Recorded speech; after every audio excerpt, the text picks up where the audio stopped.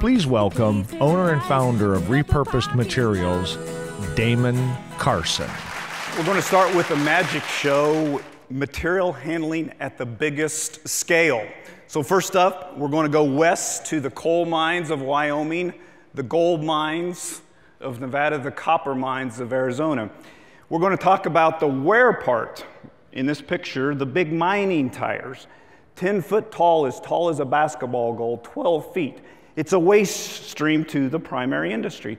What happens at end of life with all these tires? Just like your passenger car tires, they have tread on them, they wear out, it's a discard.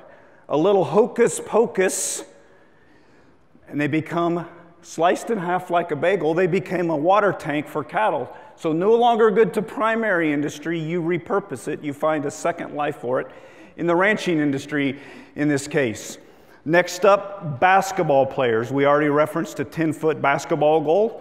So all these maple floors across America, every 10, 20 years, they get replaced. This year, the contractor for Cal Berkeley said, we're getting rid of our floor. Do you have any ideas for it, any repurposes?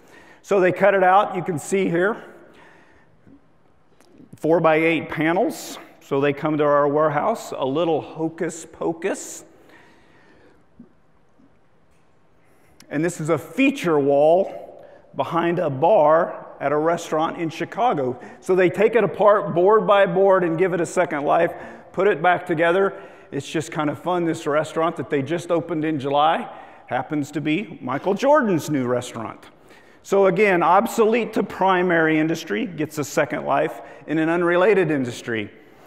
Next up is the street sweeper brushes that we're all familiar with. They get a second life as a back scratcher for livestock. No longer good to street departments, get a second life. What is interesting, and this is kind of one of those corporate things, one of our biggest buyers are zoos. City-owned in most cases. So here is one department has a waste stream that another department needs, but somehow we got a call from the Bronx Zoo. The Bronx Zoo bought a couple of street sweeper brushes for their rhinoceros pen. And at that time, they ordered them. They came out of Denver, and I said, ma'am, that's great. We'll send them. But don't you, as the city of New York, have street sweeper brushes? Yeah, Damon, but you don't understand. In New York City, our streets are dirty. So somehow there's this perception that streets in Denver, Colorado are much cleaner. So it's just interesting how waste streams within your own corporations, one division might be discarding something that may be of value to somebody else.